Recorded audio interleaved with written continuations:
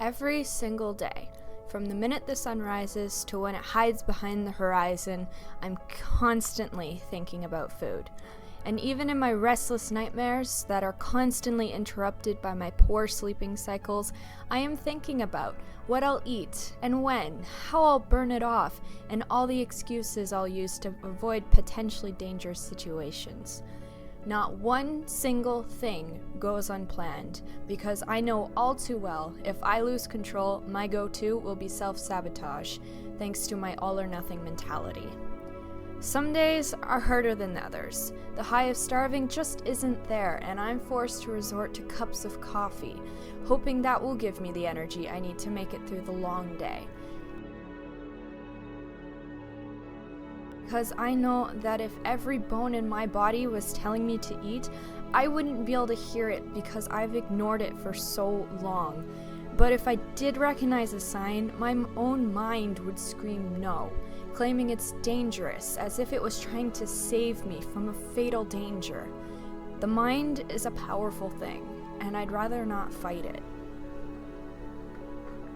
Just like many mental illnesses, people just don't understand.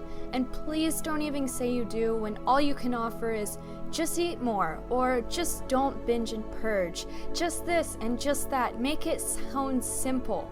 But would you say that to an alcoholic? Just don't drink?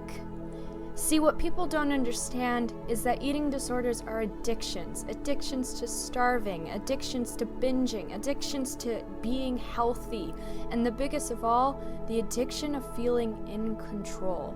Like you are invincible and nothing can stop you. Because even though you may not be able to control other things around you, like how your family argues constantly, or how school just isn't working out, at least you can control what you eat. The need to control weight always lurks nearby as well, but people carry the misconception that we always need to be at an extreme, and you can't possibly remain somewhere in between. We ignore the mental aspect of things and instead focus on the physical side effects. We use stigmas to judge somebody's well-being from afar, right down to the gender and the age.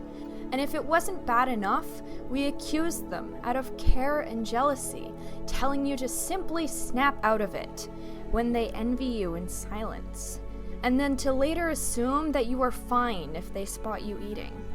What do people not understand about the fact that people need to eat to survive? And yes, that includes people of my kind, but it's not about how much or little we eat. It's the relationship with food and our bodies we have that's important. It's sad how far you will go just to completely destroy yourself, ignoring cries of loved ones all around you just so you can throw your life away for nothing. It's like you can't even seem to fathom the reality of how people actually love you, or you are worth anything more than a couple hundred calories.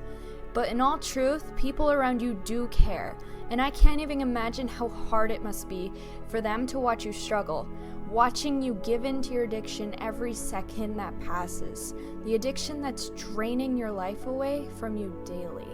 And sometimes it makes it really hard to see how people can possibly love you. When breaking points are reached and tensions run high, you think, how could somebody love me when they're constantly arguing with me? And the truth is, they argue because they care. Even though you can't see how much you are worth, they can. And who wouldn't fight for somebody worth so much? Every single one of you out there is worth so much and have so much potential in your lives. Don't throw it all away just to reach a deadly dream. Learn to love yourself for who you are, flaws and all.